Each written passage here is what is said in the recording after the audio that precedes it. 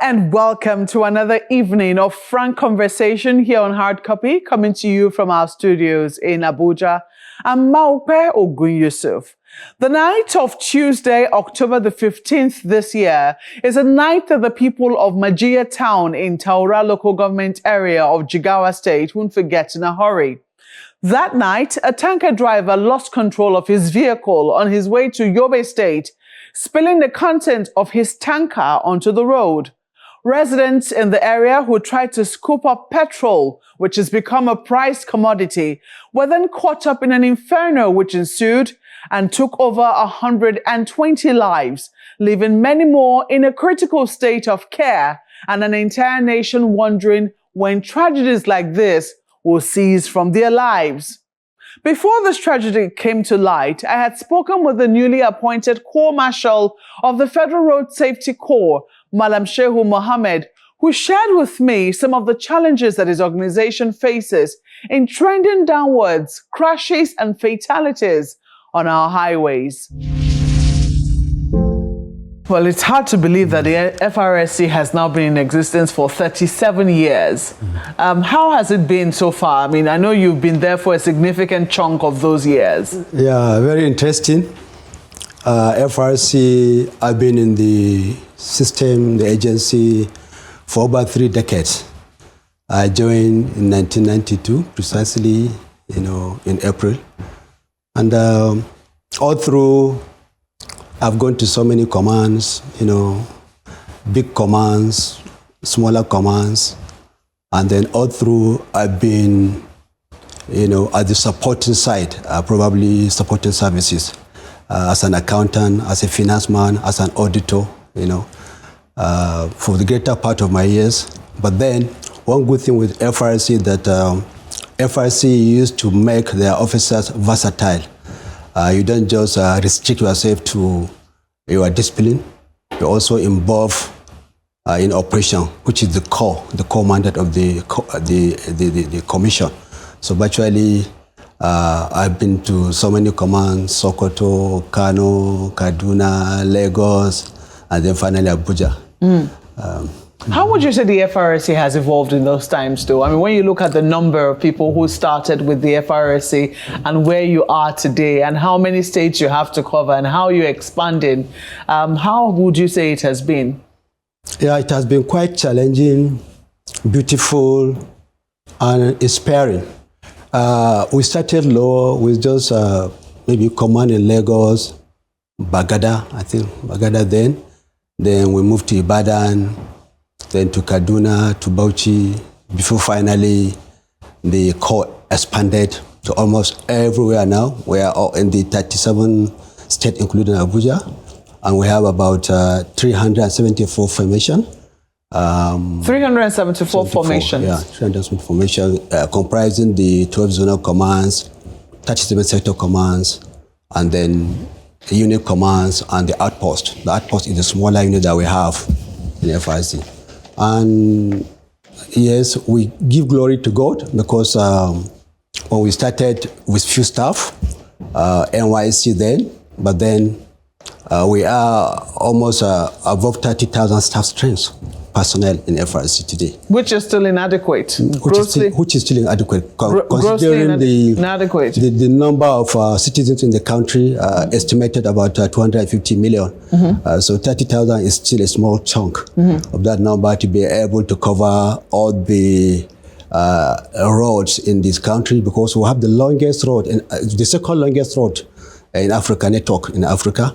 And we need to cover every aspect of that road to make the road safer, in terms of visibility, in terms of when crashes occur, in terms of sensitization. So I think the number is still small. It's still small. Are you restricted to federal roads? Not really, because some used to say we're federal, so we're supposed to be restricted. But when crashes occur, it doesn't only occur on federal road. It can occur anywhere. State road, local government roads, and are we to fold our arms and say, oh, this is not a federal road, this is a state road, and we're not allowed to, bring out our, support to the accident victims? It's not possible. The mandate, they're all citizens of Nigeria, So wherever we are, we must activate to work and provide our services to the citizens of Nigeria because we are Nigerians. Well, when you look at, I'm just reading out some of your, some of the mandates that you have been given, preventing or minimizing accidents on the highway. I took the liberty to look at accident trends in Nigeria over the last decade, in the last 10 years, and I could see that it's been fluctuating. You've been recording between 30,000 to 40,000 crashes. In some instances, we've been seeing between 5,000 plus fatalities. In some years, we record as many as 7,000 fatalities. Just a few days ago, somewhere in the southwest, we were told that a truck killed 6 people, crushing their vehicle, and it was a very fatal accident. These are the kinds of things that we see on a daily basis. Would you say that the existence of the FRSC has made a difference to road crashes in Nigeria? Have you been able to significantly reduce road crashes in Nigeria? Yes, relatively, we have, compared to the time before the creation of federal safety, 1988, Nigeria used to be the most dangerous country in terms of road traffic crashes, and all over the world globally, not only in Africa. But today, we can beat our chest and say the crashes are trending down gradually, even though not to our appreciable level. We expected to have more and more, trending down, but then it fluctuates. The statistics that we have from January this year to June, just half year comparison, we recorded about 5,700 crashes. Already? Between January to June? With 2,776 person death, and over 16,000 fatalities, serious injuries. 16,000? Over 16,000 injuries, serious injuries. But if you look at the comparison with the previous year, 2023, January to June, we had a slight decrease of 2.5% in terms of crashes and 2.3% in terms of the death. We're currently saying that the prices of petrol have been trending upward for a while, and you see that transporters are, trying their best to maximize profits. So you see them carrying, certainly overloading. And in many instances, we're now seeing practices that we used to see reserved for hinterlands. I'll give you an instance. Like when I served in a very rural community, I saw something that I said, the FRSC were here. They would wonder, what sort of practice is this? Yes. Not only were 2 people sitting in a passenger seat, somebody was also sitting beside the driver. And we thought those were things that were restricted to very rural communities where there was no regulation. But sadly, we're beginning to see those kinds of things creep into the cities where there ought to be regulation. So the question is the FRSC choosing to look away as a result of understanding the times that we're in, or is the FRSC saying, no, you cannot do this? 2 people cannot be sitting in front, talk more of somebody sitting with a driver. We can't, it's our mandate to enforce, and we cannot do it alone. Road safety as an agenda is a shared responsibility that all stakeholders must come, on board to make sure that and ensure that even when crashes occur, it doesn't result to fatality or serious injury. But what is happening now, sometimes we keep on doing sensitization, education, of the general public, the motoring public, even the drivers all the time, in their motor park, wherever we find ourselves. But yet they will tell you, I have to eat. But then you have to eat, you also have to look at the risks of taking overloading, of overspeeding, of also endangering the passenger they are taking from one destination to another. So we keep on and we'll continue to do. Yeah, but looking at the trajectory, looking at, where we are in our own economy, looking at the fact that road safety is willing to show understanding that people will eat. And, we know that it took a while, and road safety has launched some pretty successful campaigns, such as the use of seatbelts, which is almost taken for granted now. But it looks like those kinds of things are being thrown out the window as a result of showing understanding for, commercial people who must eat. We are not really showing, sympathy on those recalcitrant drivers, and because we enforce 100%, but and because we knew that there were not many, and also the equipment, the facilities, the vehicles that are also not enough, are not adequate, we encourage all the state commands, all the state government to also establish road traffic agencies. You're encouraging them to do so? Yes, because they will support us. They will support FRSC. Can you talk to us about also campaigns around driving under the influence, which has been one thing that, has given quite a number of people concerned? Commercial vehicle drivers driving on, even non-commercial vehicle drivers. A lot of young people these days, maybe not so young as well, abusing alcohol, abusing stimulants, as the case might be, and thinking it's still okay to drive anyway. Is this something that the FRSC is bothered about?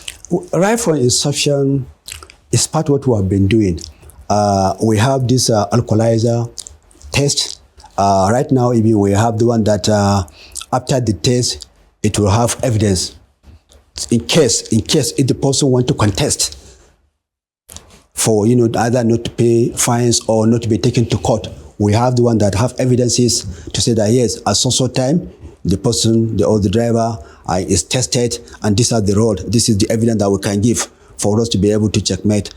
We have been doing it, and then we have been collaborating, going to the motor park before they set off for the journey. We test the driver. We use that alcoholizer to test the blood level of where alcohol is there and the percentage to make sure that at least the person is safe and can drive. And we encourage the passengers, because what used to happen now is sometimes the passengers are not giving all support.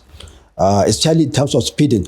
Some passengers are the one even instigating the driver to speed more because they want to reach their destination. Unknown to them that it's not about reaching early, but it is about reaching your destination safely. You've spoken already about our vast road network. You say we have one of the longest road networks. Yeah, South Africa it has the longest and the vast network, then followed by Nigeria. So how are you able to, enforce traffic laws across this vast network of roads that we have?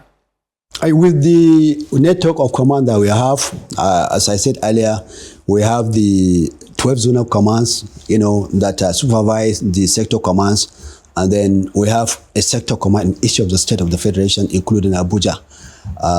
Then out of that sector commands too, we also have the unit commands in some locations, not necessarily in every local government, but at least in some spaces.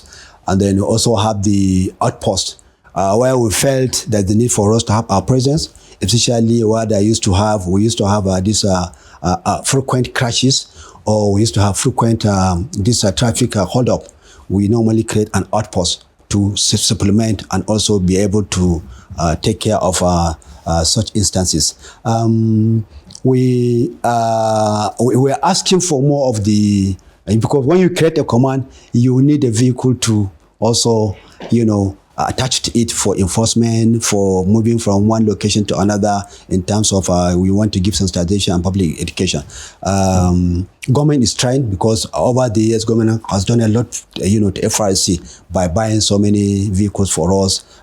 Even tow trucks now, we have tow trucks that we normally carry obstruction. We normally pick out obstruction on the highway. Do you still have ambulances? Oh, we have.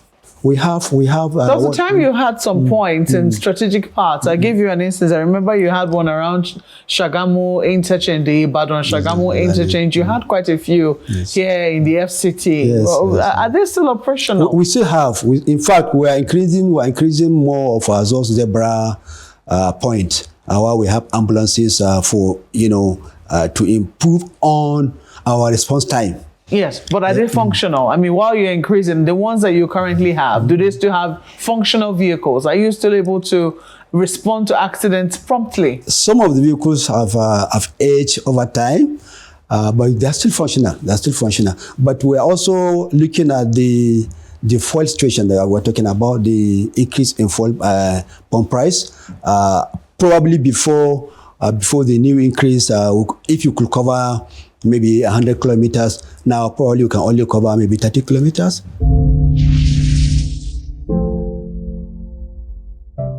Welcome back. You're watching Hard Copy, coming to you from our studios in Abuja. The Corps Marshal of the Federal Road Safety Corps, Madam Shehu Mohammed, is our guest tonight, and we're talking about safety on Nigerian roads and the journey so far. For all the work that, yes, I've seen quite a number of, at least in this city where I currently reside, you do see that the FRSC, whenever it is that an accident has occurred, they are always on the ground. But I'm a little curious as to what happens at night. FRSC officials, do they work at night? Certainly we don't. We don't because the visibility at night, the traffic flow at night are lower than during the daytime. And as we said earlier, we are not armed for now. Sometimes in some places the insecurity, you cannot, because the safety means that you make yourself safe before you support another.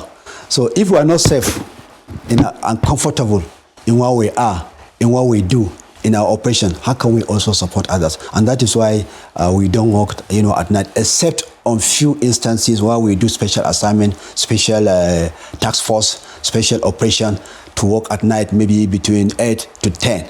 But outside that, we don't work. But then we have taken care of such challenges by creating what we call National Post-Crash Care Initiative, whereby we train the communities along the corridors. We train them, we give them our devices so that, because they are the first line of call whenever crashes occur at night. They will hear the sound, so they can come out from their houses, from their homes to come and give first aid support to the victim before we arrive, or before any of the security agencies will arrive to give more support to the accident victim. Yes. It's interesting. You just said because you don't have guns, you don't work at night. So right now, I mean, I know that there is a bill before the National Assembly to establish the Road Safety Special Armed Squad. Yeah. And that bill has gone through second reading. It's causing ripples within the country. People are saying, I mean, there have been different reactions to it. So would you say that this is an attempt by the FRSC to arm twist or blackmail Nigerians to saying, look, if you don't give us equipment or guns, we can't walk at night? No. This is a very delicate topic. Our act, ab initio, there's a provision for FRSC to have and to hold arms, ab initio, in our act. But then we're not asking for arms to do enforcement. We're asking for a squad. Just like other paramilitary, just a squad. And the idea is to protect our infrastructure, is to protect our facilities, not to use the arms to go and do enforcement or to go on patrol. Not necessarily, not for that, but to protect ourselves, to protect our facilities, to protect our offices, to protect all that we have in the country. And remember, when the Boko Haram started in 2000, FRSC office in Kano was the first to be attacked, and they killed 3 of our marshals. They went away with our patrol vehicle. It was much later the vehicle was recovered along Dambata Road. And are you suggesting that if you had guns at that time, you might have been able to prevent it? As of today, it's our personnel that guard our homes, especially the senior officers. They are the ones that guard our offices, but they are not armed. We are also expected, because just like the way the other agencies that have armed squads also maintain themselves, most of us have been trained on this arms handling. but they were not able to have it on the ground to make use of it, at least to protect ourselves. Well, we'll see. I mean, how the House of Representatives eventually decides on whether the Senate will concur with them. It's just gone through second reading. I think it's been sent to the committee for the FRSC in the House of Representatives. Yes. But Nigerians are certainly keeping the tabs on that. You have tried to incorporate technology into the operations of the FRSC, yes. Speed cameras, real-time traffic monitoring. How is that coming, and how would you say you are seeing any results in that regard? The global trend now is technology. We are almost getting to a situation where even the vehicles are now AI, intelligence driven. Yes, driven. So virtually, we also need to improve on what we do. A situation whereby FRSC personnel will not even have to stop any vehicle. From a distance, we can be able to detect through the number plate who has this car, who registered it, why it is registered, how do we get the person, the address, everything. So that is what we're heading to. We also use the body camera to be able to also, because we have a command and control center in the headquarters, whereby as our personnel are doing enforcement, are in operation, we're also able to view them online real time on what they do, so that we have evidences of what they do. The recently app that we introduced, the FRSC mobile app, is like a one-stop shop for all FRSC products and processes, and also to assist the road users to be able to use the road without much hindrance. It's going to come in such a way that it has this coordinate. Wherever you are with that app, you can be able to know where you are. It also tell you if your driver is speeding. It will tell you if there is a black spot somewhere along the road while we are moving, so that you take caution.